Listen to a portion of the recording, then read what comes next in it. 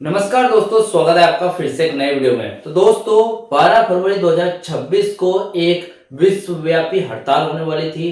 ठीक है, पूरे देश में एक हिसाब से भारत बंद होने वाला था। ठीक है, और आज है 12 फरवरी जब मैं ये वीडियो बना रहा हूँ और आज हड़ताल हुई है। हड़ताल का रिजल्ट क्या आया है देखिए। सबसे पहले तो गुड न्यूज़ है सभी कर्मचारियों के लिए, और मैं आशा करता हूँ कि जो इस हड़ताल के बाद एक निश्चित दबाव बने और इस दबाव के बाद बीएसएनएल का बोर्ड का अप्रूवल आ जाए और फाइल आगे बढ़ जाए। ठीक है, लेकिन देखिए ये हड़ताल हो गई है। अब इस हड़ताल का क्या रिजल्ट आया है।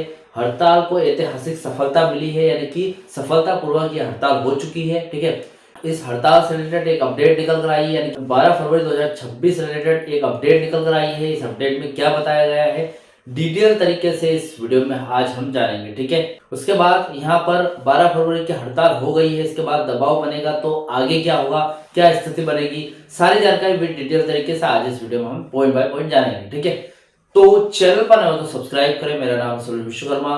जानकारी यूजफुल लगे तो एक लाइक करके जरूर जाना। चलिए दोस्तों, बढ़ाते हैं वीडियो को आगे।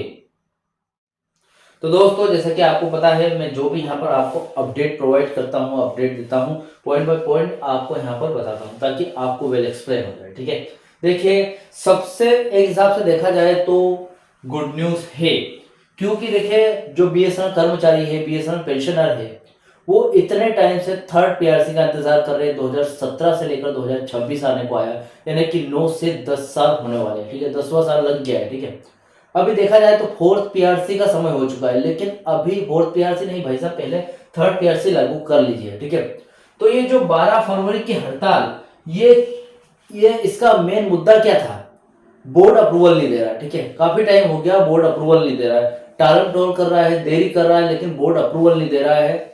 जबकि अप्रूवल जनवरी के महीने के एंड में दे देना चाहिए था। अब फरवरी आ गई है, 12 फरवरी आ गई है, लेकिन देखिए यहाँ पर बोर्ड ने अप्रूवल नहीं दिया।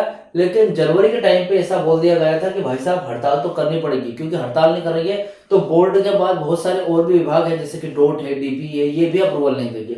अब देखना 12 फरवरी की जो हड़ताल हुई, इसका दबाव क्या बनता है, वो आगे जो भी अपडेट निकल कर आएगी मैं जरूर दूंगा। लेकिन फिलहाल ये 12 फरवरी की हड़ताल है, इसमें जो बीएसएनएल यू की ऑफिशियल वेबसाइट, उस पर क्या अपडेट निकल कर आई है वो आज इस वीडियो में आपको बताने वाला हूँ। ठीक है, तो गुड न्यूज तो है भाई साहब। ठीक है, क्योंकि हड़ताल के दबाव से बोर्ड अप्रूवल देगा, उससे फिटमेंट फैक्टर भी तय होगा। ठीक है, अब देखिए यहाँ पर पॉइंट बाय पॉइंट समझेंगे इस अपडेट को।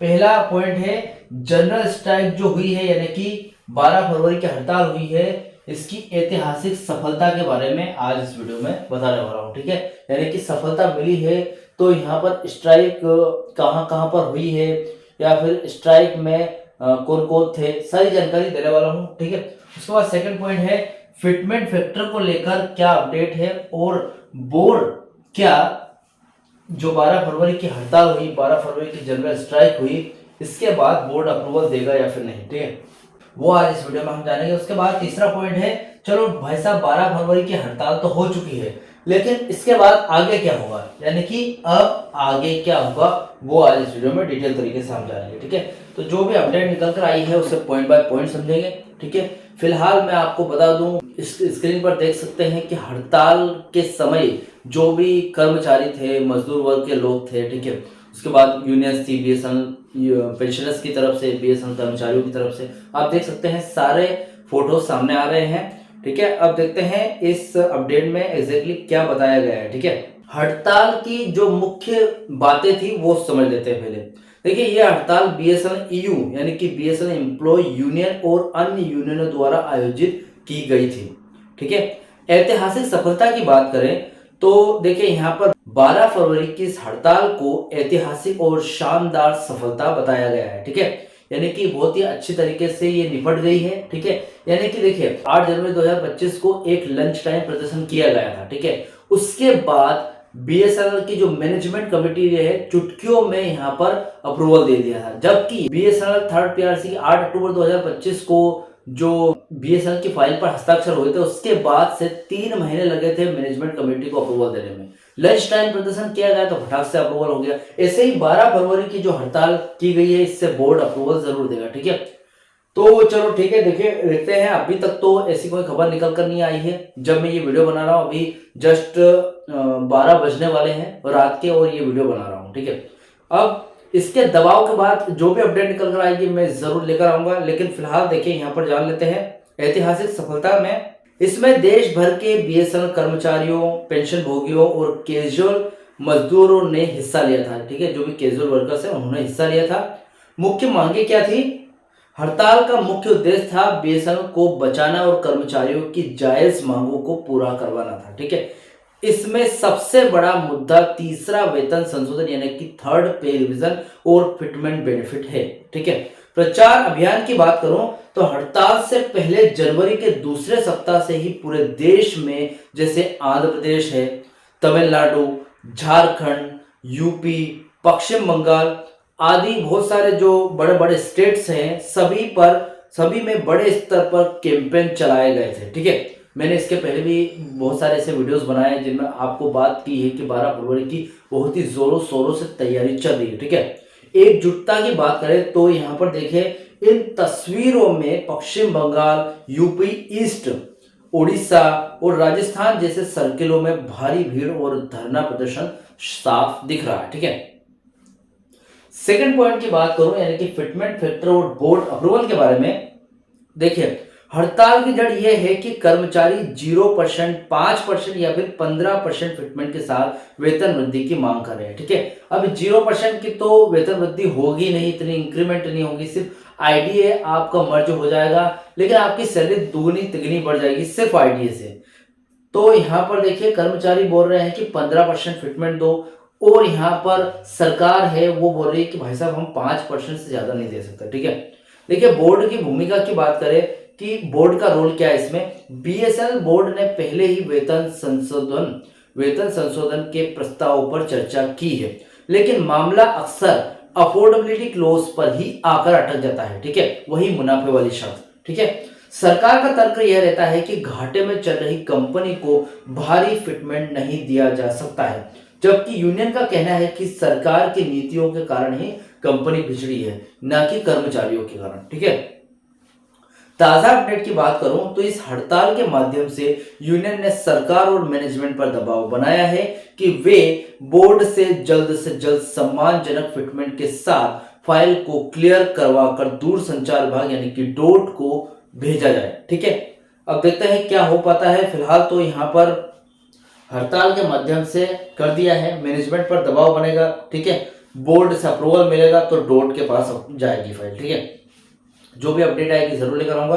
देखिए तीसरा पॉइंट है, सबसे ज्यादा जरूरी है कि भाई साहब आपने हड़ताल तो कर ली, 12 फरवरी की हड़ताल तो हो गई, लेकिन अब आगे क्या होगा, ठीक है।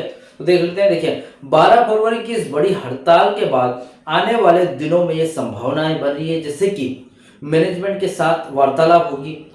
इतनी बड़ी हड़ताल के बाद बीएसएनएल मैनेजमेंट और दूरसंचार मंत्रालय यानी कि डोट, डिपार्टमेंट ऑफ टेलीकम्युनिकेशन, यूनियनों को बातचीत के लिए बुला सकता है, यानी कि एक और मीटिंग होगी।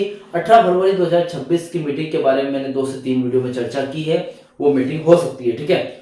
दबाव की राजनीति बनेगी, यानी कि यदि सरकार फिटमेंट और वेतन संशोधन पर ठोस निर्णय नहीं लेती, यानी कि कोई सही डिसीजन नहीं लेती है, तो यूनियन ने अनिश्चितकालीन हड़ताल यानी कि इनडेफिनाइट स्ट्राइक की घोषणा कर सकती है। यानी कि ये अनाउंसमेंट होगा कि भाई साहब काम रोक दो जब तक थर्ड पीएससी लागू ना हो, ठीक है। इससे क्या है, हो सकता है कि बहुत ज्यादा बर्बादी होगी अगर काम रोक दिया अनिश्चितकालीन, यानी कि उसका कोई टाइम लिमिट ही नहीं रहेगी हड़ताल की, ठीक है। 4G 5G सर्विस पर ध्यान की बात करूं तो कर्मचारियों की एक मांग यह भी है कि बीएसएनएल को जल्द से जल्द पूरी तरीके से 4G और 5G से लेस किया जाए ताकि कंपनी मुनाफा कमाए और वेतन वृद्धि का रास्ता साफ हो। अब जैसे कि सरकार ने स्टार्टिंग से बोला है कि देसी 4G लॉन्च करेंगे, हम देसी तरीके से 5G लॉन्च करेंगे, इसी वजह से यही एक तरीके से गलत डिसीजन रहा शुरू से।